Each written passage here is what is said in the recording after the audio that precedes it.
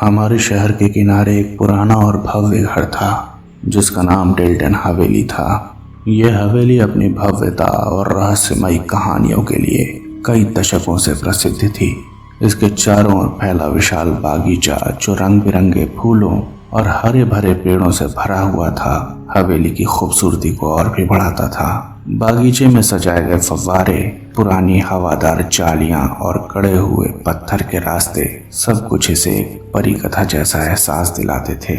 हवेली की इमारत स्वयं भी आश्चर्यजनक थी। उसकी ऊंची ऊंची दीवारें, जड़ी बूटियों और लकड़ियों से बनी जटिल नक्काशी और बड़ी बड़ी खिड़कियां जो अतीत की भव्यता को दर्शाती थी, सब कुछ एक अद्वितीय अनुभव का एहसास दिलाती थी। लेकिन इसके बावजूद हवेली का वातावरण हमेशा कुछ रहस्यमय और अजीब सा महसूस होता था। दिन के समय ये जितना सुहावना लगता था, न जाने क्यों रात के समय उतना ही भयावह लगने लगता था। हवेली के अंदर से गूंजती आवाजें, कभी कभी सुनाई देने वाला अजीबोगरीब शोर और पुराने फर्नीचर की टूट फूट, सब कुछ एक अनकही रहस्यमयी कहानी का हिस्सा लगता था। यह हवेली अपने अतीत के साथ साथ कई कहानियां समेटी हुई थी।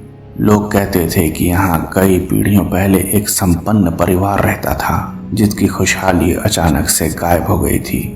हवेली के अंदर छुपे हुए कई दरवाजे, अंधेरे तहखाने और गुप्त कोठरियां, सब कुछ एक रहस्यमय आभा को प्रकट करते थे।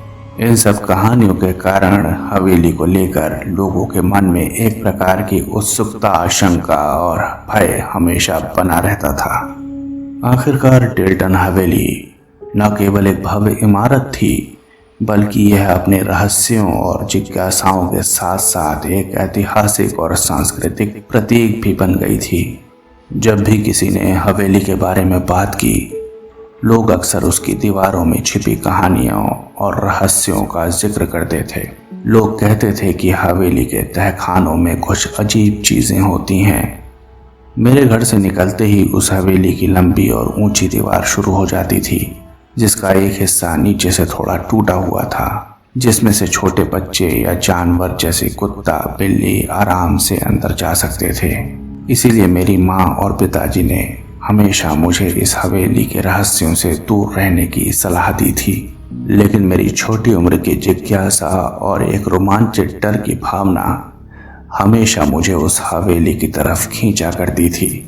जब मैं 16 साल का था, एक रात मेरे माता पिता सो रहे थे और हवेली में सन्नाटा छाया हुआ था। मैंने एक अजीब सी आवाज़ सुनी, जैसे किसी पिल्ले के रोने की आवाज़ हो, लेकिन इसमें एक और भी डरावना स्वर जुड़ा हुआ था। मैंने उस आवाज़ को नज़रअंदाज कर सोने की कोशिश की, लेकिन उस आवाज़ को नज़रअंदाज करके सोने में मैंने खुद को असमर्थ महसूस किया। मेरे पैर अपने आप ही बिस्तर छोड़कर उस हवेली की तरफ बढ़ते चले गए। मेरी सांसें तेज हो रही थी और दिल धड़क रहा था। मैंने अपने रोमांचित मन की पहेलियों का जवाब ढूंढने का फैसला ले लिया था। मैंने अपने घर का दरवाज़ा खोला और नंगे पैर ही उस हवेली की तरफ चलता चला गया। थोड़ी देर बाद मैं उस टूटी हुई दीवार के सामने पहुंच गया था, जहां से हवेली के अंदर जाने के लिए रास्ता था। थोड़ी मशक्कत के बाद कुछ मिनट में मैं हवेली के अंदर जा चुका था। बाहर से हमने देखा था कि हवेली का एक हिस्सा जो हमेशा बंद रहता था, और गांव वालों की कथा के अनुसार तहखाना भी उसी हिस्से में था, जहां से रात में अजीबोगरीब और भयानक आवाजें आती हैं। कभी किसी के चीखने की तो कभी किसी ऐसे जानवर के कुर्राने की जिसकी गर्जन से इंसान के रोंगटे खड़े हो जाएं। अंदर जाने के बाद मेरे कदम हवेली के उस हिस्से की ओर अपने आप बढ़ने लगे। पास जाने पर मैंने महसूस किया कि उस दिन भी हवेली के उस हिस्से से जहां वह तहखाना था, कुछ अजीबोगरीब आवाज सुनाई दे रही थी। आवाज एक छोटे पिल्ले के रोने की तरह लग रही थी। अब मुझे पूरी तरह से यकीन हो गया कि वहां कुछ तो रहस्य है। न जाने कब मैं हवेली के अंदर एक बड़े हॉल तक पहुंच गया और मैंने हजारों मकड़ी के जाले, धूल के बीच एक आधा बंद, करीब 10 फीट ऊंचा दरवाजा देखा। जिसकी लकड़ी पूरी तरह गलने के बावजूद भी दरवाजा काफी मजबूत दिखाई दे रहा था। दरवाजे के पास जाने पर मुझे नीचे अंधेरे में जाती हुई सीढ़ियां दिखाई पड़ी जो शायद तहखाने तक जाती थी। डर, भय और आश्चर्य के मिले जुले विचारों के साथ मैंने तय कर लिया कि आज मुझे इस तहखाने में जाना ही पड़ेगा। मैंने धीरे धीरे तहखाने का दरवाजा खोला और चुपके चुपके सीढ़ियों पर कदम रखा। मेरी नजर चमक रही थी और मेरा दिल तेजी से धड़क रहा था। डर मुझे पीछे खींच रहा था, लेकिन मेरी जिज्ञासा और कोई अनजान शक्ति मुझे आगे जाने पर मजबूर कर रही थी। नीचे पहुंचते ही जो आवाज मैंने सुनी थी वह आवाज धीरे धीरे मेरे पास आती चली गई। मैंने महसूस किया कि यह आवाज अब बहुत पास से आने लग गई है, लेकिन मेरी आंखें अंधेरे में कुछ भी स्पष्ट देख नहीं पा रही थी।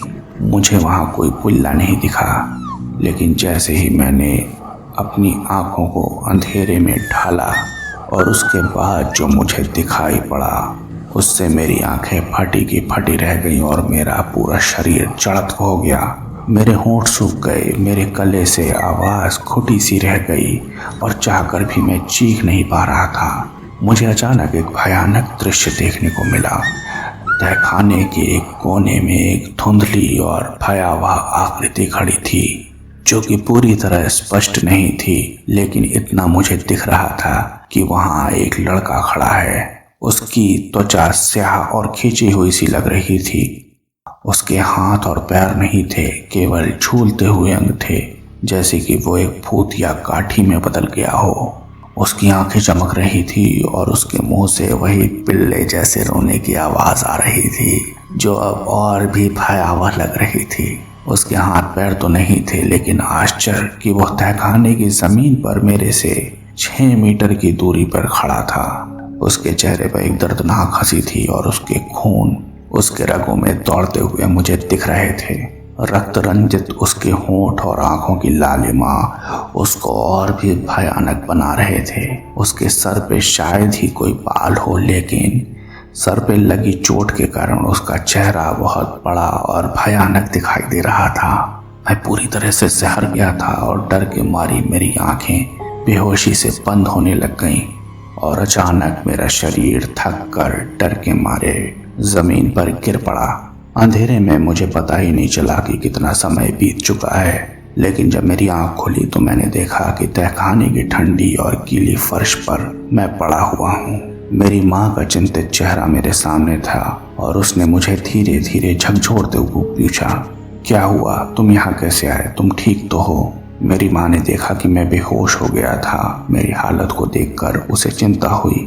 उसने मुझे वहां से उठाया और धीरे धीरे किसी तरह पहले तहखाने से, फिर उस कमरे से और हवेली से मुझे बाहर लेकर आई।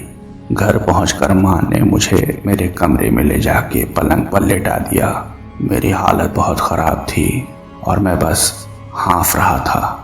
मेरी माँ ने मुझे बिस्तर पर लेटाया और पानी और चाय देकर मुझे आराम करने की सलाह दी।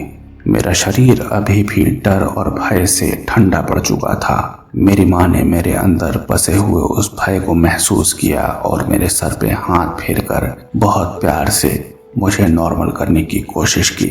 कुछ देर बाद जब मैं थोड़ा सा सामान्य हुआ, माँ ने मुझे इस बात को लेकर बहुत ही डांटा। मैं डर गया था और मुझे थोड़ा बुरा भी लग रहा था, क्योंकि मेरी माँ ने कभी मुझसे इतनी सख्ती से बात नहीं की थी। उसने मुझे डांटते हुए कहा कि आज के बाद मैं कभी भी उस हवेली या उस तहखाने की तरफ नहीं जाऊंगा। मेरा मन हवेली का डर, माँ की डांट का दुख और अजीब सी एक थकान जैसे बहुत सारे अनुभव को एक साथ मैं महसूस कर रहा था। और इन सभी भावनाओं के साथ मेरे मन में पहले से ज्यादा हवेली के अंदर जाकर सच जान लेने की जिज्ञासा घर करती चली जा रही थी। लेकिन समझदारी और माँ बाप के सलाह के चलते मैंने अपनी जिज्ञासा को अपने अंदर दबाने की कोशिश की, लेकिन उन घटनाओं से मेरे मन पे एक गहरा असर पड़ गया। मैं अक्सर रात को सोते समय सोचता कि तहखाने में आखिर क्या हो सकता है। कुछ दिन बीत गए और मैं धीरे धीरे ठीक होता चला गया। लेकिन मेरी ये स्वस्थता पूरी तरह सामान्य नहीं थी। मैं हर रात अजीब और डरावने सपनों से जूझ रहा था। हर रात मुझे एक ही सपना आता था कि एक काले और भयानक तहखाने में मुझे वो लड़का अपनी ओर बुला रहा है। उसकी आंखों में लाल चमक थी और उसकी गहरी और डरावनी आवाज मुझे बार बार अपने पास बुला रही थी। उसकी आवाज मुझसे कह रही थी कि मेरे पास आओ, मुझे यहाँ क्यों अकेला छोड़ दिया है, तुम्हें मुझसे मिलने आना ही होगा। सपनों में यह लड़का हमेशा एक ही जगह पर खड़ा होता था, तहखाने के अंधेरे कोने में, जहां से वो अपने मुंह से तरह तरह की आवाजें निकालता था, कभी पिल्ले के रोने जैसी या कभी और भी भयानक। मैं हर बार इस सपने के कारण पूरी तरह से डरा हुआ और थका हुआ उठता था। इस लड़के की दृष्टि और उसकी आवाज मेरे मन में एक अजीब से श्राप की तरह बस गई थी। मेरी परेशानियों और अजीब सपनों ने मेरे माता पिता को भी गहरी चिंता में डाल दिया था। वे मुझे लेकर हर संभावित उपाय करने पर विचार करने लगे।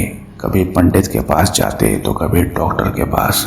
डॉक्टर के पास मेरी बीमारी का कोई हल नहीं था, बल्कि वो तो ये कहते थे कि ये सब मानसिक तनाव और भयानक अनुभव के कारण मेरे मन पे एक अजीब सा असर पड़ा है, जो समय के साथ धीरे धीरे अपने आप ठीक होगा।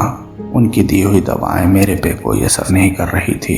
हमारे परिवार में केवल मेरे माता पिता ही थे और मेरे पिता की नौकरी भी उसी शहर में थी, इसलिए हम कहीं जा भी नहीं सकते थे जब तक मेरे पिता की दूसरी नौकरी नहीं लग जाती। फिर एक दिन मेरे पिता के एक मित्र ने उन्हें एक रहस्यमय सिद्ध साधु के बारे में बताया, जो शायद प्रयागराज में रहा करते थे।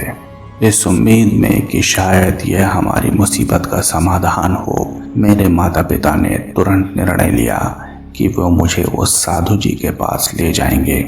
जब हम उस साधु जी के पास पहुंचे तो वहां का माहौल अत्यंत रहस्यमय था। साधु के पास पहुंचते ही मुझे एक अजीब सी शक्ति और शांति का एहसास हुआ, मानो अंधेरे कोने से कोई रहस्यमय शक्ति ने मुझे घेर लिया हो। यह शक्ति सकारात्मक थी।